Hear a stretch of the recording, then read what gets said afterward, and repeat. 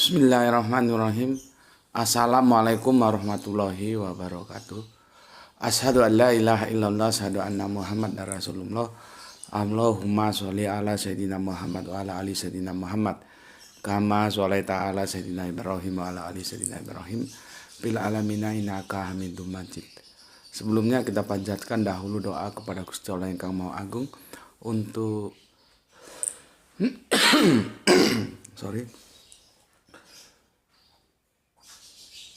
untuk saudara-saudara kita ya yang telah bersolawat lewat channel dakwah ini. Semoga solawat itu menjadi catatan langit amal soleh bagi mereka dan keluarganya kelak, dan insya Allah ya, Allah akan membalasnya dengan balasan yang lebih baik lagi. Sudah seharusnya lah ya kita berterima kasih karena lewat kemurahan hati beliau-beliaunya lah yang telah memberikan sholawatnya berupa infak dakwah sehingga detik ini ya masih tangguh, masih eksis, channel ini bisa hadir dalam ruang-ruang diskusi kalian semuanya. Begitu juga untuk seluruh viewer terkasihku ya, dimanapun kalian berada, yang di mancanegara maupun dalam negeri, aku ucapkan terima kasih dan semoga selalu always selalu ya, anti skip dan anti download ya, supaya ada iklan yang masuk lah ya. Berikutnya bagi yang berkenan silakan di-share link-link kajian dari channel dakwah ini. Semoga dengan begitu kau tercatat bahwa kau punya catatan langit pernah mengambil bagian dalam syiar dakwah Islam. Ya. Dan juga atas doa-doa baiknya dari siapapun kalian, aku ucapkan terima kasih yang telah dipanjatkan doa itu untukku, dan semoga juga aku berdoa untuk kalian juga, kebaikan doamu untukku tercurahkan juga untukmu. Jadi kita sesama saudara saling mendoakan kebaikan. Amin, amin, amin ya Rabbal Alamin.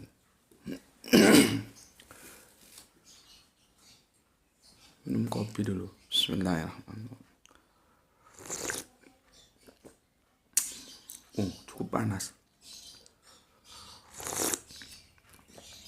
Kopi morning. Kita melanjutkan dari diskusi kita yang kemarin, masih seri 1 ya, tentang bismillahnya tuh di sini. Aku akan menjawab dulu atau memberikan apresiasi dulu terhadap komen-komen kalian yang masuk ya. Pertama, Didi hadir nyimak. Oke, terima kasih.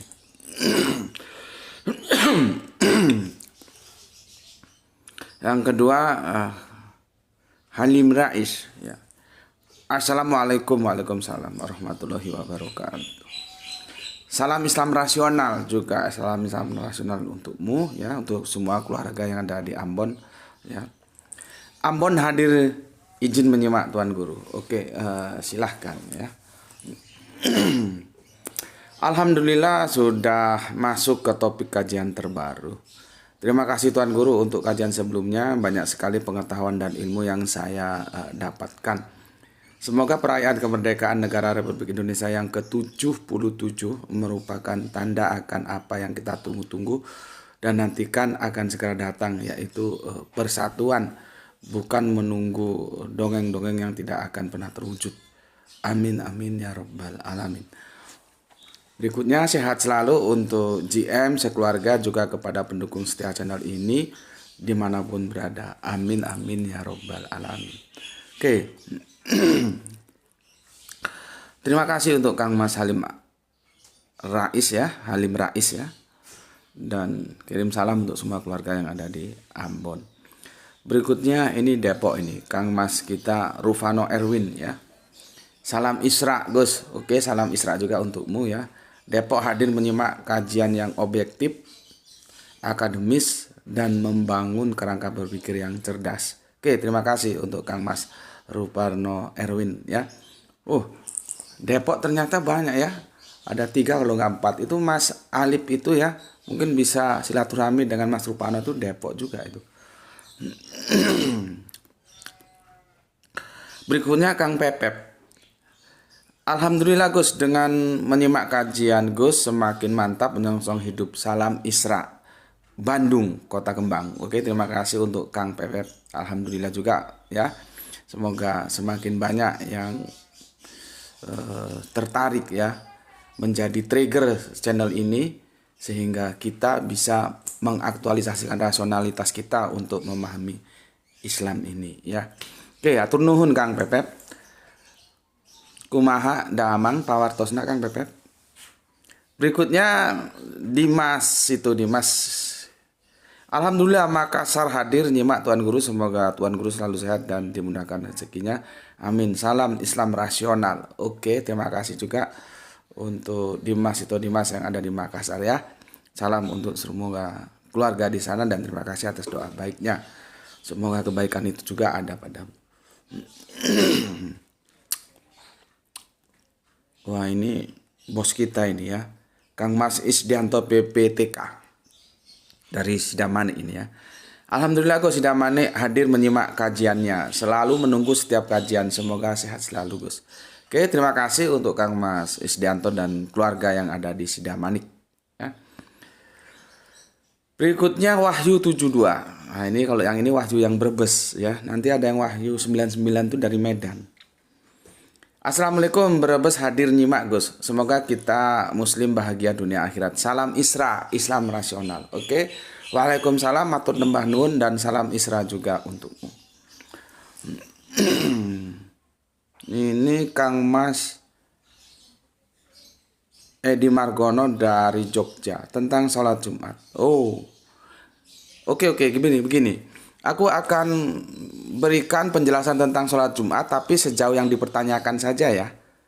Tidak rinci sampai sedetail mungkin karena itu untuk sementara ini baru aku sampaikan secara sporadis.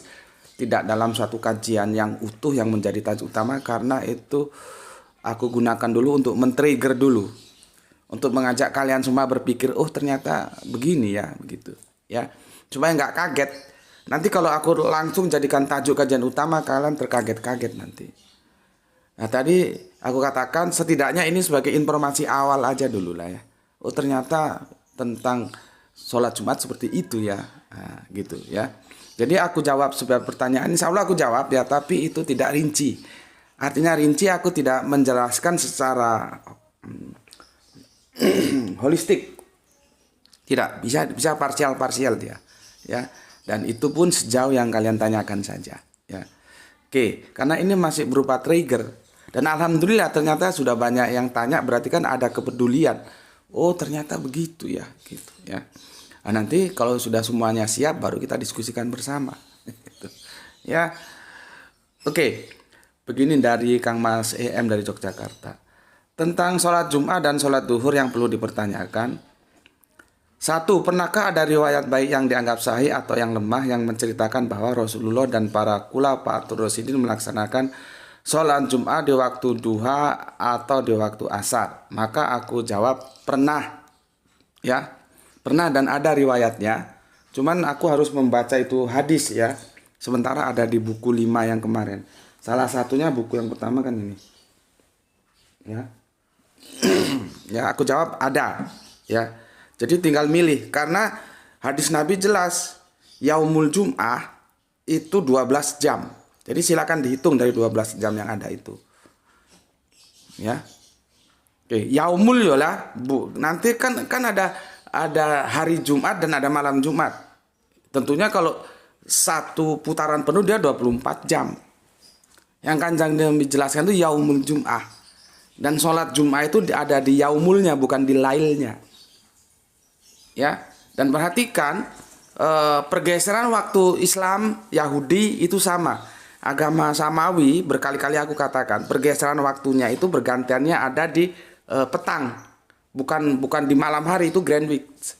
Ya, maka nanti kita harus tahu yang agak menjadi perdebatan subuh itu masuk siang atau masuk malam. Maka yang tidak diperdebatkan lagi di dalam yaumul Jum'ah yang 12 jam itu ada sholat duhur, ada sholat asar. Ini tolong diperhatikan. Jadi kalau aku menjelaskan nanti supaya kalian paham ya. Ya, di sini. Maka kalau ditanyakan pernahkah ada riwayat yang dianggap sahih atau yang lemah yang menceritakan bahwa Rasulullah dan para khulafaur rasyidin melaksanakan sholat Jum'ah waktu duha atau di waktu asar, maka aku jawab pernah, ya. Bahkan di sini salah satu tokoh dari organisasi tertua dan terbesar kita, ya, beliaunya sudah almarhum. Beliaunya adalah hakim tapi era zaman perjuangan dulu, zaman alumni Belanda, sekolah Belanda. Sekolahnya di Jogja, nggak tahu aslinya Jogja apa Malang atau gimana. Tapi beliau bermukim di sini sampai menutup mata. Itu melaksanakan sholat Jumat itu pada pukul 10. Jadi waktu duha. Ya, oke. Mohon maaf, aku memang tidak seharusnya lebih jelas lagi aku hadirkan hadisnya, ya. Tapi seperti yang aku bilang, aku hanya menjawab sebatas yang ditanya saja, dan itu pun tidak holistik, tidak utuh, ya, dia akan parsial. Karena ini bukan tajuk utama kita, ya. Ini masih berupa trigger yang aku tawarkan. Berikutnya, pernahkah ada riwayat baik yang sahih maupun yang lemah menceritakan bahwa Rasulullah mengimani sholat duhur berjamaah di masjid setelah dilaksanakan sholat Jum'ah, mumpung semua jamaah masih berkumpul di masjid? Bukankah perintah dalam Al-Quran justru supaya bertebaran di muka bumi mencari karunia Allah? Menurut saya kesimpulan yang lebih masuk akal, sholat Jumat adalah modifikasi sholat duhur berjamaah di hari Jumat. Allahu a'lam. Orang melaksanakan sholat duhur setelah sholat Jumat biasanya karena khawatir sholat Jumatnya tidak sah karena jumlahnya kurang 40. Maka aku jawab, ya, ini yang nomor 2, ya. Sayangnya dia nggak dibagi, jadi aku agak kerepotan. Lain kali dibagi, ya. Ini panjang banget. Seperti tadi yang pertama kan jelas itu. Masuk yang kedua gitu. Untuk Kang Mas EM tolong lain kali dibagi, ya, pertanyaannya. Ini nomor 2 sekian, jangan nomor 2 terus banyak gitu. Agak sulit, nanti nggak fokus. Aku sulit menjelaskannya, kalian juga sulit menangkapnya. Ya, dibagi sistematis, ya. Maka aku jawab yang pertama. Pernahkah ada riwayat baik yang sahih maupun yang lemah yang menceritakan bahwa Rasulullah mengimani sholat duhur berjamaah di masjid setelah dilaksanakan sholat Jumat, mumpung semua jamaah masih berkumpul di masjid? Bukankah perintah dalam Al-Quran justru supaya bertebaran di muka bumi mencari karunia Allah? Maka aku jawab tidak pernah dan tidak ada. Tidak pernah dan tidak ada. Ya, tidak pernah. Mau dicari riwayat apapun tidak pernah dan tidak ada. Tapi pertanyaan ini pertanyaan yang salah. Kenapa dia mengkaitkan Jumat duhur? Kenapa nggak Jumat asar? Padahal di Yaumul Jumat itu ada asar juga. Kenapa? Harus dijawab dulu. Ya, kenapa tidak begini? Pernahkah ada riwayat baik sahih maupun yang lemah yang menceritakan bahwa Rasulullah mengimami sholat asar berjamaah di masjid setelah melaksanakan sholat Jum'ah? Kenapa tidak begitu? Kenapa harus dikaitkan duhur dan Jum'ah? Padahal dalam lintasan waktu yang 12 jam itu ada asar juga. Itu harus didobrak dulu dan dihancurkan dulu dan diruntuhkan dulu. Otak-otak yang harus selalu mengkaitkan duhur dan Jumat itu harus dibersihkan dulu. Kalau itu tidak terbersihkan dulu, dia akan terjebak dengan pertanyaan dan mengajukan pertanyaan kembali salah dan salah lagi. Sekarang apakah sholat waktu Jumat kita nggak sholat asar? Sholat asar kan? Kenapa nggak ditanyakan? Ya, pernahkah ada riwayat baik yang sahih maupun yang lemah yang menceritakan bahwa mengimani sholat asar berjamaah di masjid, ya, setelah dilaksanakan sholat Jum'ah? Ini kenapa nggak ditanyakan begitu? Kita kan nggak perlu dalil seperti ini untuk kita sholat duhur. Juga buktinya apa? Kita juga tidak perlu pertanyaan seperti ini untuk melaksanakan sholat asar. Faktanya kita melaksanakan sholat asar juga. Kesalahan berikutnya kalimat yang mengatakan bahwa seperti ini, ya, berjamaah di masjid setelah dilaksanakan sholat Jum'ah. Setelah itu tempus delicti, ini bermasalah. Jadi seolah-olah semua publik mengatakan sholat Jumat setelah sholat duhur. Bukan begitu. Sholat Jumat setelah sholat duhur boleh, sholat duhur setelah sholat Jumat boleh. Karena Jumat itu 12 jam dan duhur itu 3,5 jam. Artinya Jumat itu melintasi waktu duhur. Terserah pilih mana saja. Kamu mau duhuran nanti maksud duhur, terus sekarang Jumatan dulu boleh. Kamu mau duhuran dulu, nanti Jumatnya di waktu setelah masuk asar, boleh. Iya kan? Jadi pertanyaannya ini kacau karena sudah terjebak oleh kesalahan-kesalahan yang menjadi kaprah. Seolah-olah dianggap benar. Ya. Kan aku bisa tanya aja, kenapa harus tanya dalil seperti ini untuk sholat duhur? Kenapa nggak bertanyakan sholat asar? Toh nyatanya tetap aja sholat asar dilaksanakan. Maka tidak ada keterkaitan antara duhur dan Jum'ah. Kalau keterkaitan sesuai dengan cerita ini, Jum'ah dan sholat id lainnya ada. Ya, ada. Ya. Nih aku bacakan ya.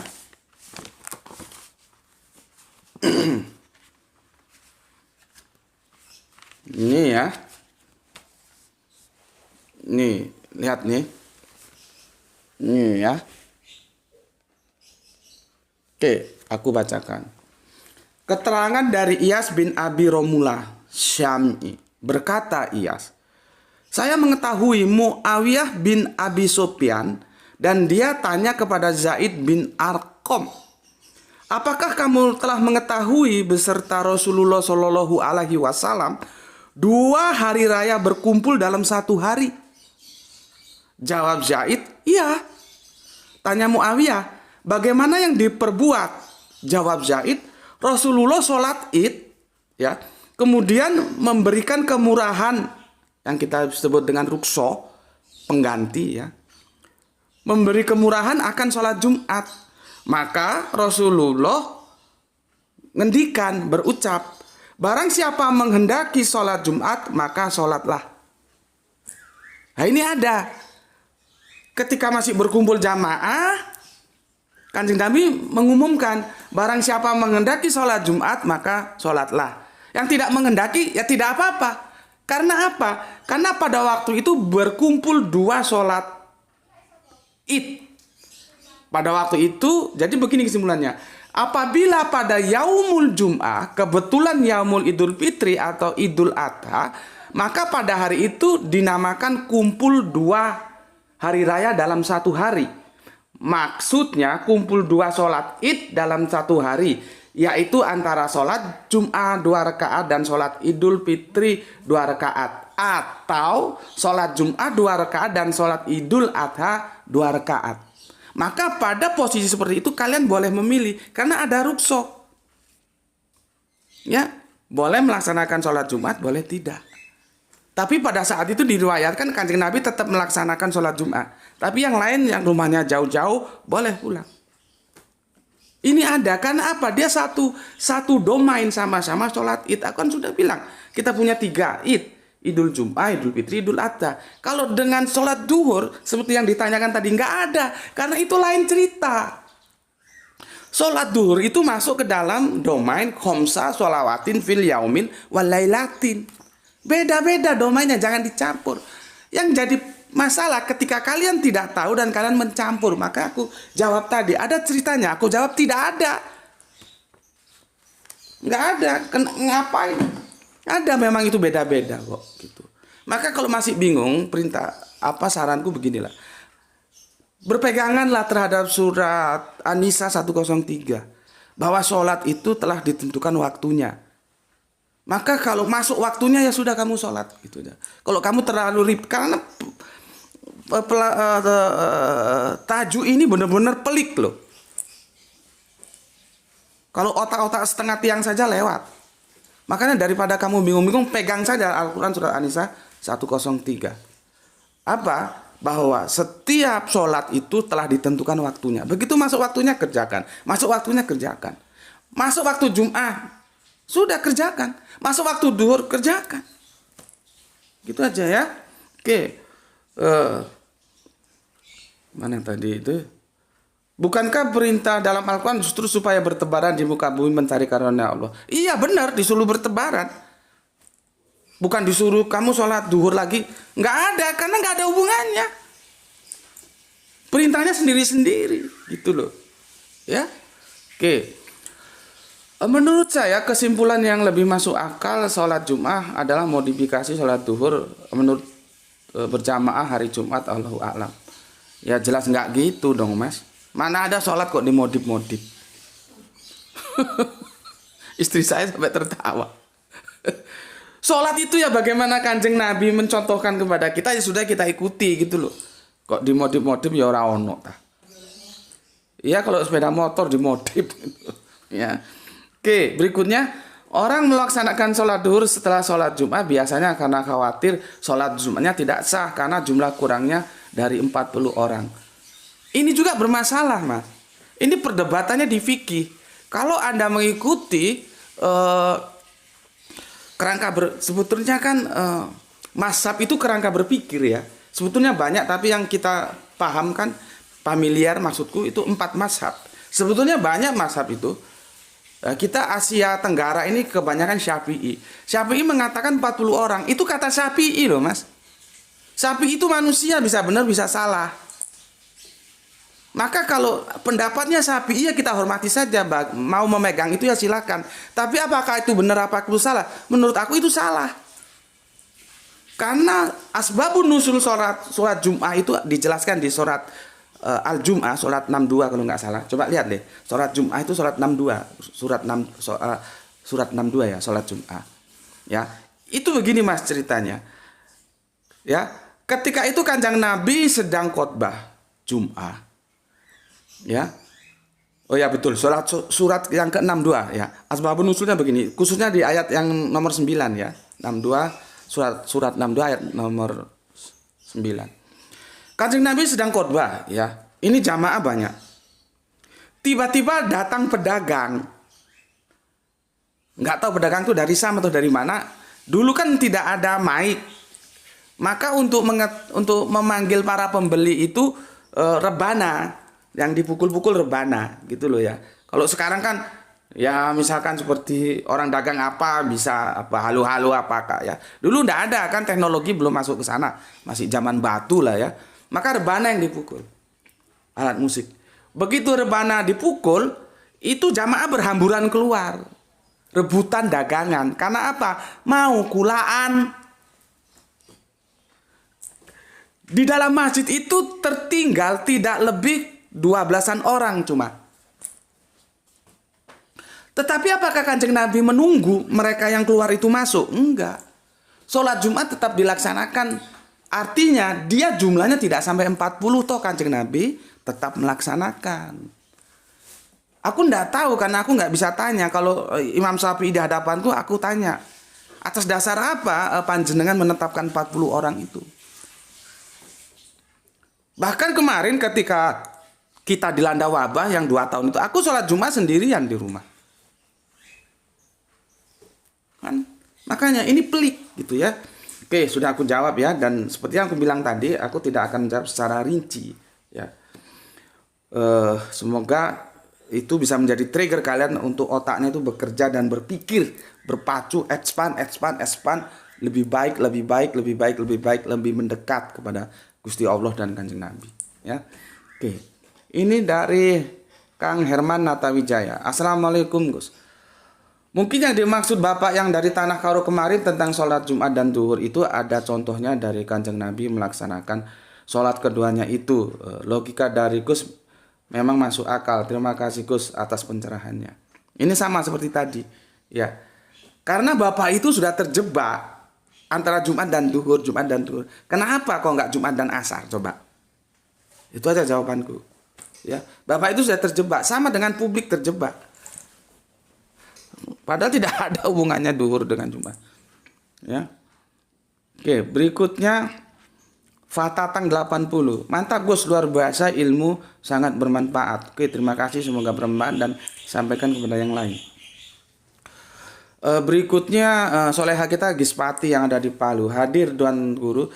Cara terbaik untuk menganalisa agama manapun adalah dengan tidak dengan tidak mencoba untuk memaknai apa yang dilakukan oleh penganutnya, melainkan menganalisa kitabnya. Dan Al-Quran terbuka untuk dikritik dan tidak ada yang mampu membuat satu ayat seperti Al-Quran dari zaman Nabi sampai sekarang. Dan sayembara itu masih terbuka. Subhanallah. Satu kata untuk Soleha Gispati, mantap. Lanjutkan. Oke. Berikutnya Sam Nanang Turki dari Turen Kidul, Malang bagian selatan. Alhamdulillah bisa mengejar tayang yang baru ya, dengan tidak meninggalkan tayangan-tayangan yang lama. Turki hadir. Oke, terima kasih. Nah, ini Mas Nanang, terus satu lagi Mas apa yang dari Dingin Wonosobo itu mereka bagus. Yang lama, yang mereka belum lihat meskipun lama, dia tonton lagi tanpa melupakan yang baru. Harusnya mengejar ilmu itu begitu. Ya, mengejar ilmu itu begitu. Bismillahirrahmanirrahim.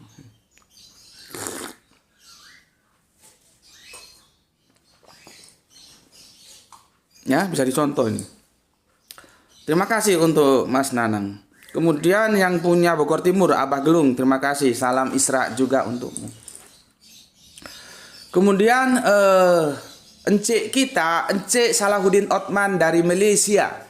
Salam Kelantan, Malaysia senantiasa hadir nyimak Gus. Oke, terima kasih.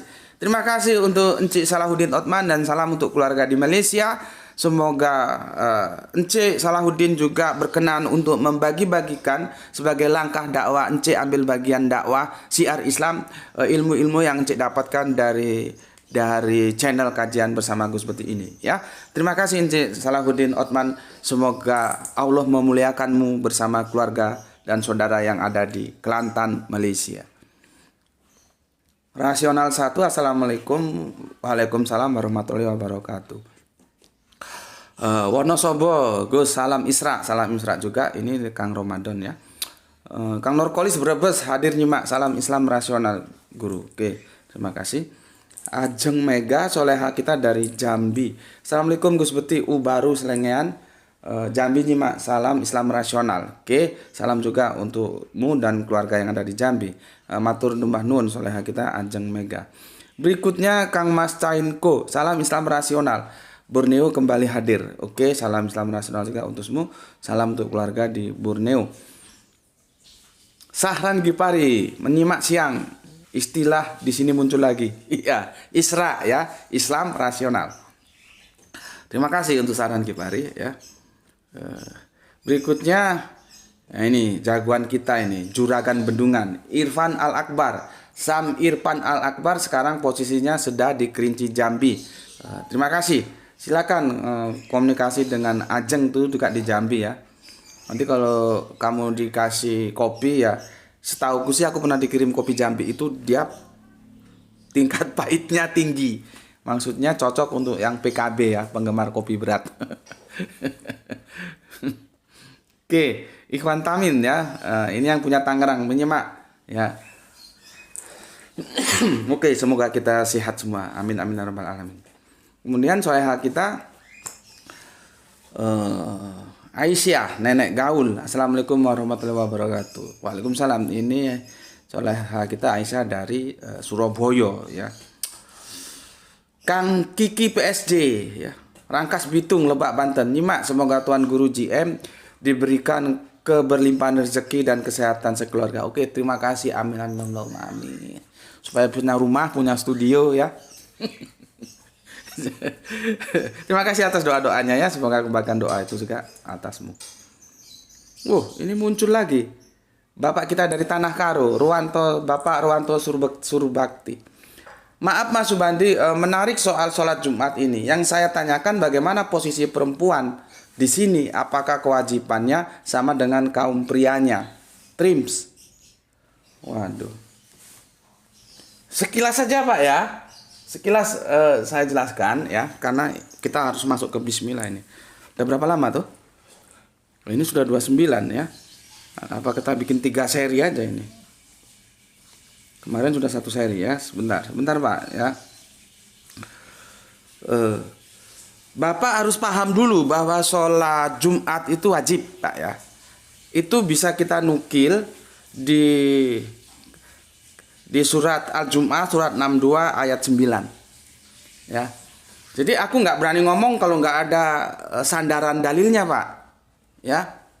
Nanti itu bisa liar. Jadi logika kita itu harus tajam memahami dalil-dalil itu.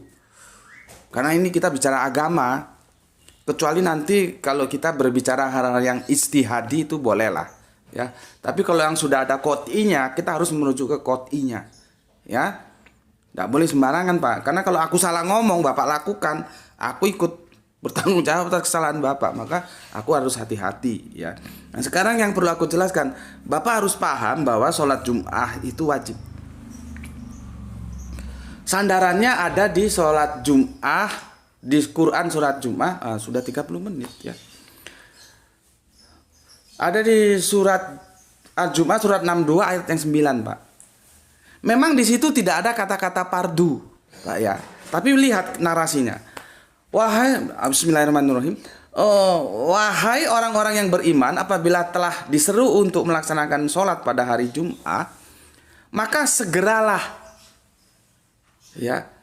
Segeralah kamu mengingat Allah dan tinggalkan jual beli. Nah, seperti tadi yang aku sudah sampaikan, ada pedagang datang, ya. Asbabun nuzulnya dari sana, ya.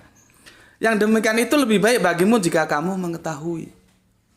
Dalam narasi ini memang tidak ada diksi fardu, diksi wajib enggak. Tapi kita bisa menangkap bahwa ini menjadi wajib. Karena apa? Ada diksi dalam lisanul Arabiyyunnya pas'aun. Pas'aun itu sebetulnya berjalanlah. Jadi fiilnya amr. Berjalanlah. Nah, ini diterjemahkan oleh penerjemah kita bersegeralah. Artinya cepat-cepat kamu laksanakan. Itu yang pertama. Ditambah lagi tinggalkanlah jual beli. Padahal yang namanya jual beli itu apalagi kalau kita nunggu lama barang nggak datang, kan tiba-tiba ada pedagang datang yang kulaan, kan itu menjadi hal yang sangat penting dalam momen itu. Tapi itu pun disuruh meninggalkan. Maka di sini berkesimpulan bahwa sholat Jum'ah itu wajib hukumnya. Nanti ada banyak hadis-hadis, Pak. Berapa kali meninggalkan sholat Jumat itu beda-beda lagi. Ya, dia bertahap. Nggak seperti sholat 5 waktu, dia satu kali ditinggalkan dengan sengaja tanpa alasan sahih langsung jatuhnya kafir. Itu ya. Nah, dari situ bisa kita simpulkan sholat Jum'ah itu wajib. Pertanyaan Bapak, ya, itu wajibnya bagi laki-laki. Terus bagaimana yang bagi perempuan, wajib atau tidak? Kan begitu pertanyaannya. Maka aku jawab, tadi kan wajib sudah jelas, Pak, ya. Sekarang kalau bagi perempuan, wanita wajib enggak gitu, ya. Begini, pertama, diriwayatkan juga dalam hadis riwayat dari Nasa'i ini, ya, dari Hafsah, dari jalurnya Bunda Hafsah, ya. Rasulullah ngendikan, pergi menunaikan sholat Jumat wajib bagi semua laki-laki yang sudah balik. Kalau balik nggak usah kita bicarakan lah, ya. Kita berbicara di sini tentang genetikanya, ya. Laki dan perempuan wajibnya itu yang mana gitu, ya. Maka di sini yang perlu kita tekankan, sholat Jumat wajib bagi semua laki-laki. Ya, itu dalil pertama. Dalil kedua, aku berniat menyuruh para lelaki untuk sholat berjamaah, lalu aku akan bakar rumah-rumah orang yang meninggalkan sholat Jum'ah. Ya, laki-laki, perempuan nggak ada di sini, ya. Lalu bagaimana dengan wanita? Apakah wajib sholat Jum'ah? Nah, ini hadis, ya, jalurnya dari Abu Daud mengatakan begini. Sholat Jum'ah adalah kewajiban bagi setiap muslim dengan berjamaah kecuali atas 4, yaitu budak, wanita, anak kecil, dan orang sakit. Jelas, ya, wanita tidak diwajibkan sholat Jum'ah. Tapi nanti ini ada perkembangan fikih lagi. Kalau mereka mau sholat Jum'ah, ya enggak apa-apa, jangan dihalang-halangi gitu juga. Makanya kan kita berbeda juga fikih kita. Bagaimana tentang wanita-wanita kita? Apakah wajib berjamaah? Itu beda juga. Ada yang mengatakan jamaah itu wajib bagi laki-laki, sholat apapun. Seperti sholat khususnya, sholat apapun, tapi jangan apapun dalam tanda kutip ya, nanti salah juga ditangkap.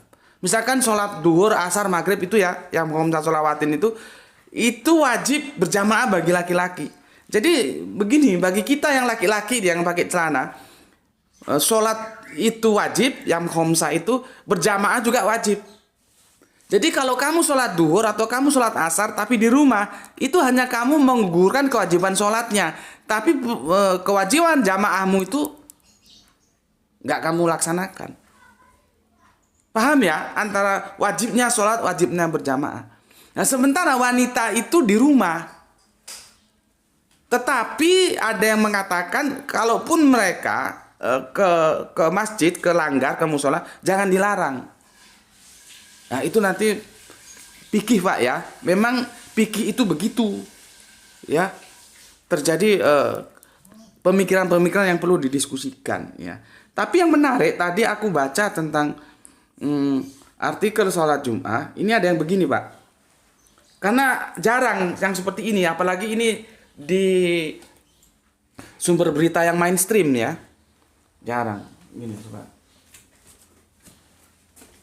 Kalian bisa lihat ini ya. Nah, ini di Detik ya. Detik.com. Ini judulnya. Pengertian dalil sholat Jumat yang hukumnya wajib bagi muslim pria.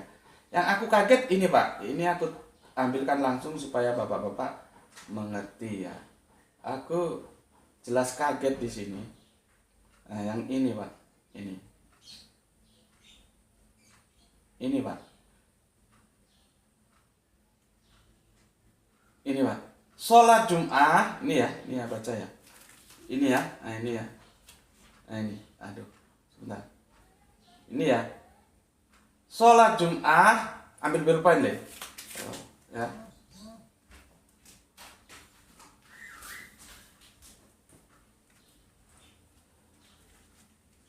Sebentar Pak, salah Pak, bukan itu ya. Aku agak slip.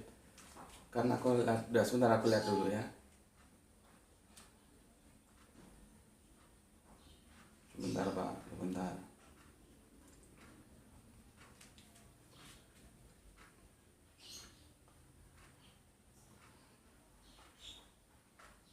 Nah, ini Pak yang aku maksud.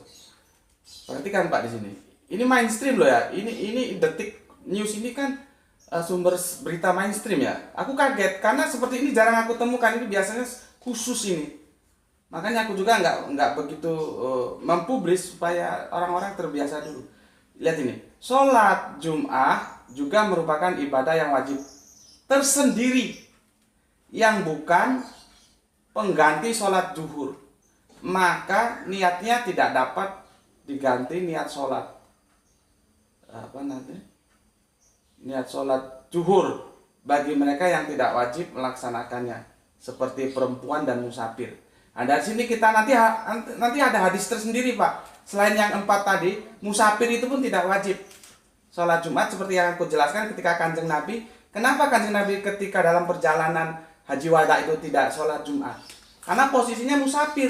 Karena posisi beliau waktu itu sudah mukim di Madinah, sedangkan itu dalam perjalanan ke Makkah melaksanakan ibadah haji. Jadi jangan diterima dengan cara pandang yang keliru. Ah itu Nabi dia sholat duhur maka dia tidak sholat Jum'ah. Enggak begitu. Sholat Nabi tidak sholat Jum'ah bukan karena dia sudah sholat duhur, tapi karena memang musafir itu tidak ada kewajiban sholat Jum'ah. Tapi yang terpenting ini loh Pak, sholat Jum'ah juga merupakan ibadah wajib tersendiri. Tuh, kok nggak terang tuh, tolong bantu Bapak ya. Nah, ini tersendiri, ya, yang bukan pengganti sholat zuhur. Ya, kiri ya Pak ya, oke.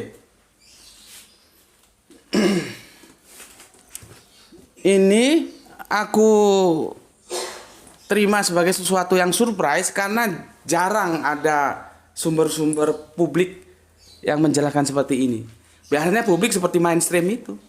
Kalau sudah sholat Jumat tidak sholat duhur. Ternyata ini ada. Ya. Nanti ada lagi pengalaman-pengalaman pribadi yang bisa aku ceritakan ketika kita membahasnya. Ya. Bentar. Aku minum dulu. Udah berapa lama deh? 40. Bismillahirrahmanirrahim.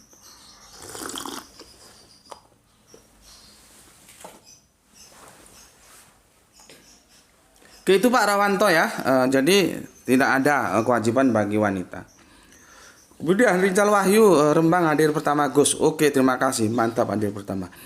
Pudi 99 hadir Gus. Oke, terima kasih. Tumben anjing satu itu nggak pernah datang, kemana lagi ya? Mungkin sudah bosan menggonggong ya. Yang menuduh katanya Gus Betik sesat, juru bicara Yahudi itu. Ya itulah ya. Biarin saja anjing menggonggong, kalau capek ya sudah. Nggak menggonggong lagi dia. Oke. Sekarang kita ke tajuk kita ya. Tajuk utama kita tentang bismillah. Nanti kalau kita santai aja lah ya. Kalau ini nggak tercakup nanti bisa kita bicarakan di seri berikutnya. Jadi serinya bertambah. Loh, taruh sana tuh. Oke, gini ya, kita bicara santai dulu. Itu tadi tentang sholat Jum'ah. Itu pelik. Nanti kita lari dari satu ayat ke ayat, dari satu hadis ke hadis, dari satu pemikiran ke pemikiran, itu pelik. Ya, makanya aku sangat hati-hati menyampaikannya. Tapi jangankan hal yang pelik itu. Hal yang sederhana pun itu menjadi perdebatan di antara kita. Ya. Bagi aku ya, surat yang pertama kali turun itu bukan Iqra bismi rabbikal ladzi khalaq, tapi bagiku adalah Al-Fatihah. Ini bertentangan lagi kan aku sama mainstream. Karena sudah jelas Al-Fatihah itu pembuka. Yang namanya pembuka itu mesti di awal, nggak mungkin di belakangan. Dan tempatnya makanya ditempatkan di depan. Dan Al-Fatihah itu tidak berproses satu kali turun jebret satu surat. Ada berapa ayat? Nah, ini yang kita jadi debatable. Masalahnya apa? Bismillahnya. Makanya kalau kamu terlebih khusus Al-Quran dalam kitab, bukan digital ya, itu ada dua versi. Ya, versi pertama ini versi Bismillah ya, hati-hati. Nanti kalau aku tuh nanti bikin anunya tuh ya, timernya ya. Jangan-jangan nanti dipotong kalimat ini. Versi yang aku maksud itu begini. Ada yang memasukkan bismillah itu ke dalam surat, maka dia menjadi ayat pertama. Ada yang tidak.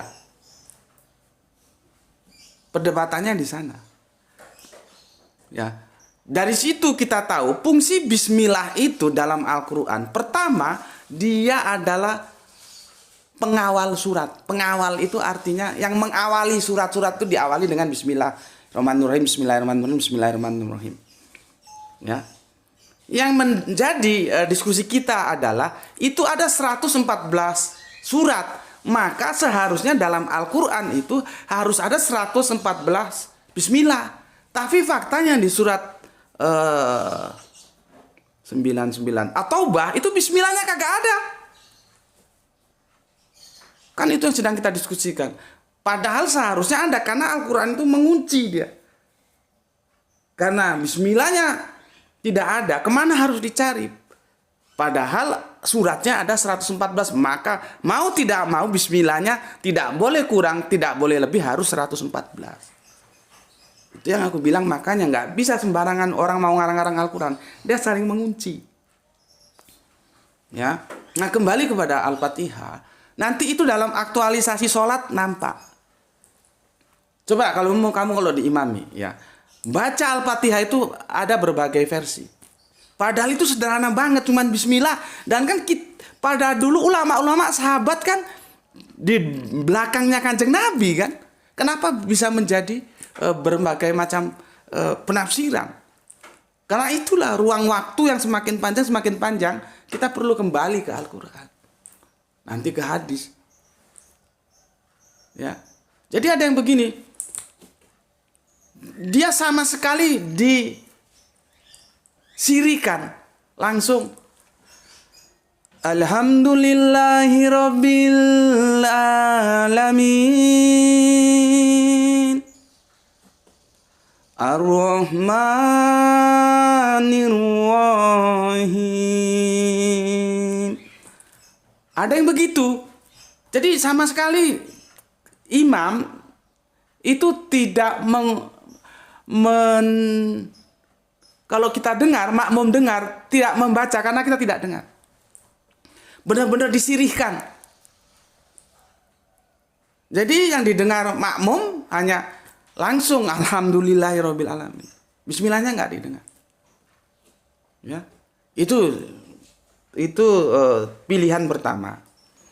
Pilihan kedua, didaharkan tapi tidak dilakukan. Gini. Bismillahirrahmanirrahim. Alhamdulillahi Rabbil Alamin. Dan seterusnya dan seterusnya. Ada yang begitu. Didaharkan, tapi tidak dilakukan.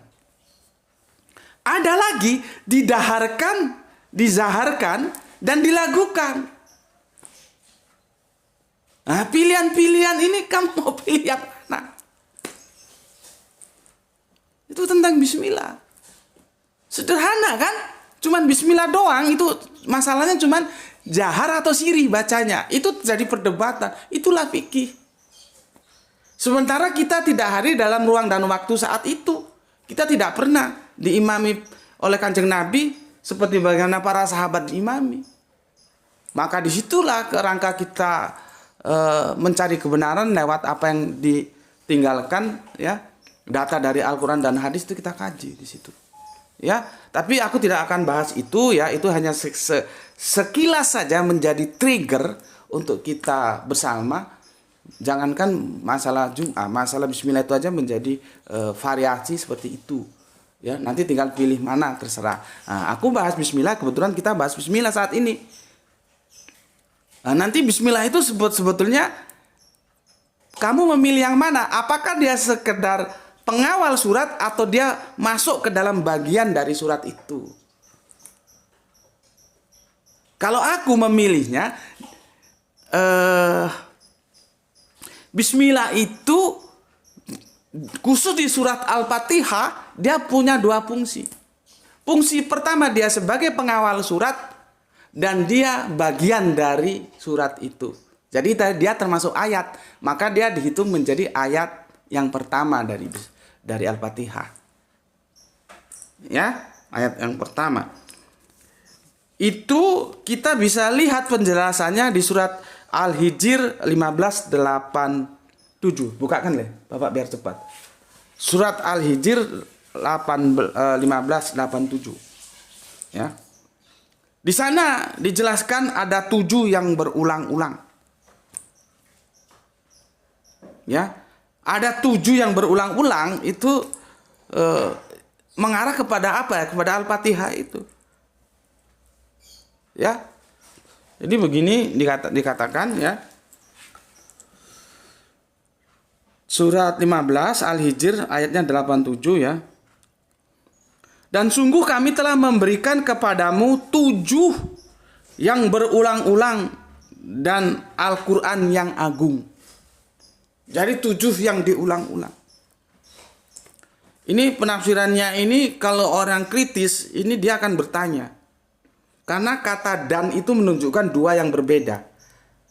Ya. Piring dan gelas itu menunjukkan bahwa piring itu bukan gelas dan gelas itu bukan piring. Ya, makanya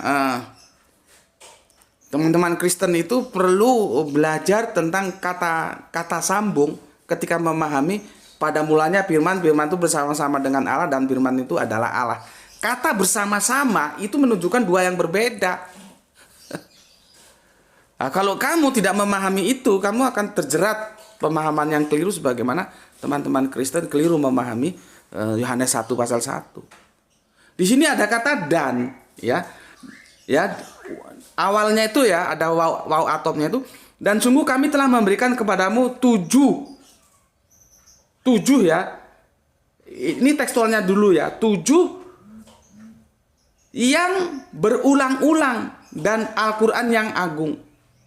Nah, jangan sampai kamu mempunyai pemahaman ya di situ bahwa 7 yang diulang-ulang itu beda dengan Al-Quran. Tidak begitu memahaminya. Memahaminya begini. 7 itu adalah ayat. Jadi 7 ayat. Makanya Al-Fatihah itu dimulai ayat pertama, Bismillah. Ya, yang berulang-ulang dan Al-Quran itu maksudnya ayat-ayat yang ada di dalam Al-Quran itu. Ya, jadi ini ayat dengan ayat.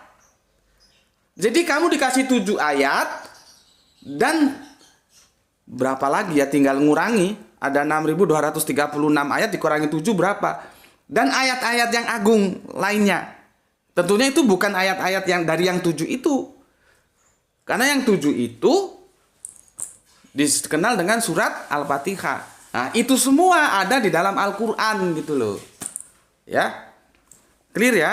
Jadi kata dan di situ harus dipahami bahwa Al-Quran itu menjelaskan tentang ayatnya ya, dan di sini juga yang 7 itu ayatnya ya. Oke. Udah berapa lama ya?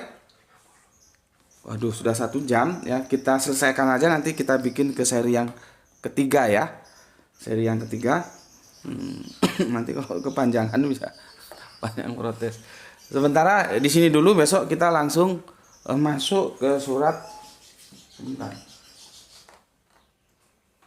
Mana tadi di catatan Bapak?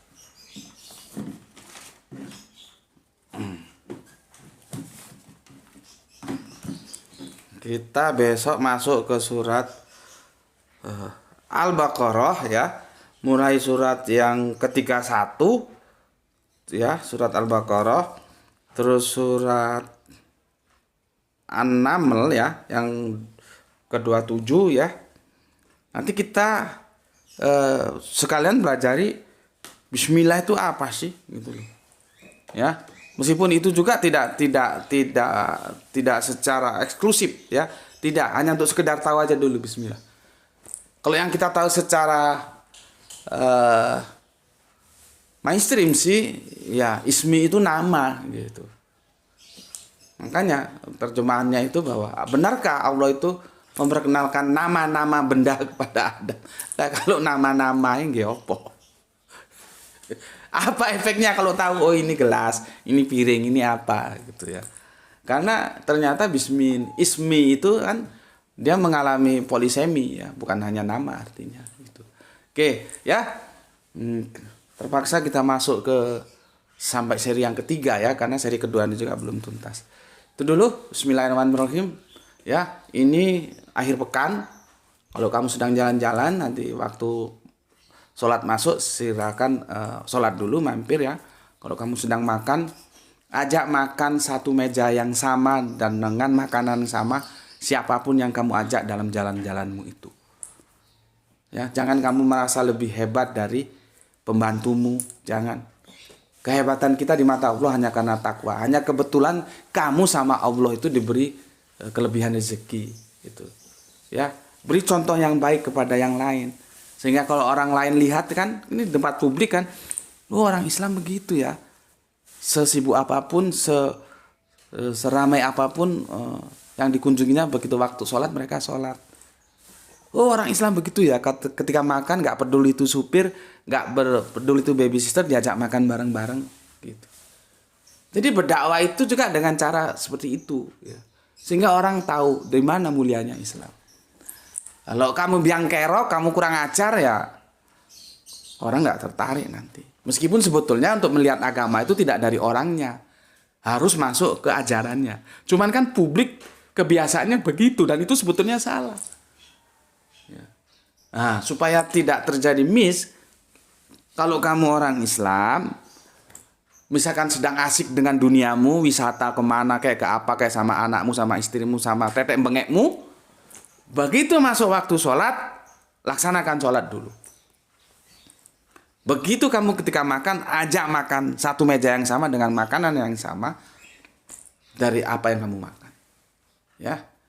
Dengan itu kita bisa menjadi contoh saudara-saudara kita yang lain. Setidaknya kamu itu sudah mendakwakan, mensiarkan Islam itu begini loh, gitu. Ya. Oke, sampai di sini dulu. Besok kita lanjutkan ke seri yang ketiga. Bismillahirrahmanirrahim. Semoga semuanya sehat selalu ya, jaga iman, jaga Allah, jaga Kanjeng Nabi, jaga Al-Qur'an ya. Harus baca Al-Qur'an ya. Jadikan itu milik kita yang paling dalam sampai menutup mata. Sampai nanti Allah memanggil kita insya Allah dengan panggilan kesayangannya. Ya. Tetapi tetap memberi hormat kepada saudara kita yang memilih jalan lain. Oke? Sampai di sini dulu. Semoga kita mendapatkan rezeki yang barokah, kesehatan yang prima sehingga bisa melanjutkan kajian-kajian kita sebagaimana waktu-waktu yang lalu. Bismillahirrahmanirrahim. Alhamdulillahirabbil alamin.